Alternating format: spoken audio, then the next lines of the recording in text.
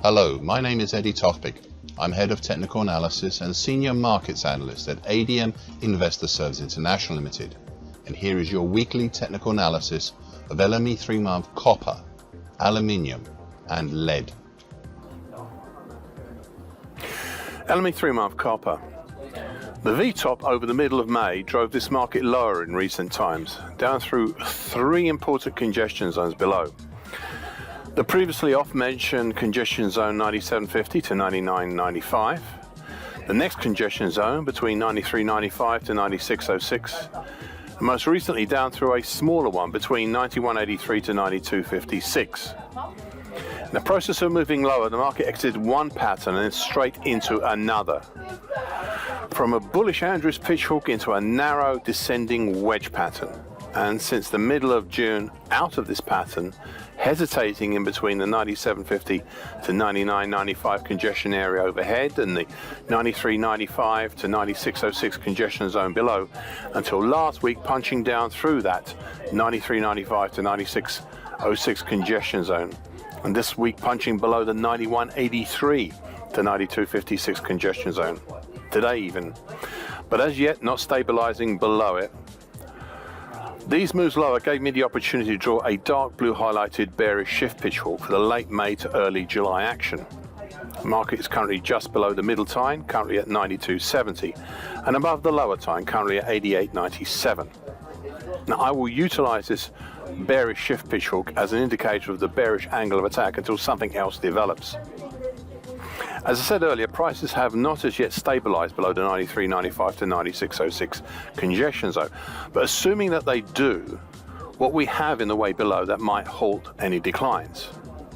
Well, we have 2 supports nearby. The 50% Fibonacci line of the July 2022 to May 2023 move at 90.29, and nearby the gold highlighted and rising long moving average currently at 89.84. We then have an empty zone with nothing apart from the dark blue lower time until we reach the fairly flat extension to the upper trend line, currently 87.73, of the June to August 2023 ascending triangle. Now, this on its own is not that important, I suspect, but it is the gateway to a whole load of congestion below dating from late last year down to the 81.15 level. So it's worth noting. Now, I'd like to review an idea I put forward 4 weeks ago, and I quote, "I'd like to put one other idea in front of you, and it is this. The whole V-top action from February to date may not be a simple V-top, but a V-top with an extension. And these types of V-tops, after the peak, the markets may start moving lower, but then form a hesitation or congestion of sorts, usually a pennant or a bear flag type pattern on the way lower. This might be the case here, so I would suggest holding fire on writing off and retiring the pitchfork or the wedge pattern until the current move sideways sorts itself out. It could, after all, be just a hiccup in the road lower." End of quote. This seems to be the situation now, and the action over June and early July seems to be a halfway hesitation of sorts. If that plays out, then the opportunity to move down to the 8600 to 8700 zone could become a very real possibility, at least as long as the dark blue pitchfork holds true. LME 3-month aluminium. Please excuse the red highlighted text on my daily chart. Sometimes my charting package throws a wobbler for no apparent reason, and this is one of those times. So the red text is not necessarily anything special.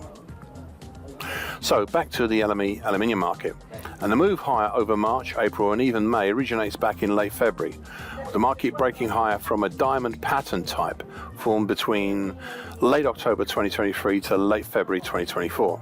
Now, please remember this pattern, as we are once again entering those levels, if not the pattern itself. The next feature was the big spike higher on the 15th of April that ended up as an indecisive doji cross of all things. This huge move showed some of the topside potential for the next few weeks. In late May, the market made new recent highs, but at the same time sowed the seeds of its own bullish destruction by making a 2-day pipe top that was also part of a larger 2-week horn top. Prices have in essence, ever since, moved lower, though with a small halfway hesitation in early June and a larger one over mid-June to mid-July. The shape of the move lower was in a descending wedge pattern. It was quite narrow and very acute, and prices exited out of it in late June. I said 5 weeks ago when this started happening that, and I quote, prices now entering a wide congestion band between 24.37 to 25.15, which looks quite a disconnected zone, but in truth does work together. What is most important about this zone is that it is the beginning of a move down from the second of two patterns. It's a large mid-April to date possible double top pattern, Adam and Eve type. I call it a potential pattern as the neckline for this double top is around the 25.08 to 25.15 area. And though we have penetrated, we have not as yet had any consecutive closes below it. But if it does, then this pattern will, as I said last week, so that's 6 weeks ago, as I said last week, and I quote, will determine the next phase of this market. However, without formally calling them as potential pattern targets, I can give some idea of the destination of the moves should they be confirmed in the coming week. Thus, the primary target would be in the 2400 zone with a secondary harder to reach target in the 2300 zone. End of quote. So that is a long quote, but it details what was happening and where the opportunities were, down at 2400 and then possibly 2300. Since then, indeed, last week prices had dropped down to the 2400 level, and yesterday reached the 2300, the secondary hardest to reach opportunity. So where does that leave us now? Well, as I mentioned earlier, we are back in the same price zone as the earlier diamond bottom pattern, roughly between 2400 to 2100, and we have overhead the neckline extensions of the October 2022 to May 2023 head and shoulders top. It's currently at 2320, and the March to May 2023 head and shoulders top currently at 2335, as well as congestion at 2435, the June high at 2353, and the flatlining gold highlighted long moving average currently 2356. Overlaying all of this is my newly drawn late May to early July bearish shift pitch highlighted in dark blue on my daily chart. The nearest, and one that is being challenged today, is the middle time, currently at 23.21. I will utilize this dark blue bearish shift pitch as the indicator for the bearish angle of attack of this market until it stops being so, which may not be too long, as it is quite steep. Looking below, in amongst the late 2023 congestion, we have the October 2018 high at 2267 and a neckline extension currently 2231 of the June to July 2023 reverse head and shoulders continuation pattern. To be honest, neither of these looks that great a support, so we'll have to rely on the overall congestion from last year to slow and halt the decline. Plus one other factor. In the move down since May, the market made a small halfway hesitation and a larger late June to early July hesitation. The full potential for this second move lower has not as yet been fulfilled and is down in the 2250 zone. So this is perhaps a significant level to watch out for. LME 3-month lead. I said 18 weeks ago here, 18 weeks ago, and I quote, I suspect the key overhead resistance will be the same as in late January, the congestion between 2182 to 2189, end of quote. Now please remember this quote, or rather remember the 2182 to 2189 level, as it will become relevant again. So the big elephant in the room, as I called it for 10 weeks now, was the mid-February to late March bullish Andrews pitchfork. In late May, the market breached the upper time, but it repaired itself, or so it seemed. But the breach allowed a bearish inflection to set in that ended up being a horn top over late May, which was the high point of the recent move upwards. Moving into June now, we saw prices fall below the neckline of the horn top, and by the end of that week had punched down through congestion from around two significant 50% Fibonacci supports. The one for the whole of 2022 at 22.25 and the one for the June to October 2018 move at 22.21.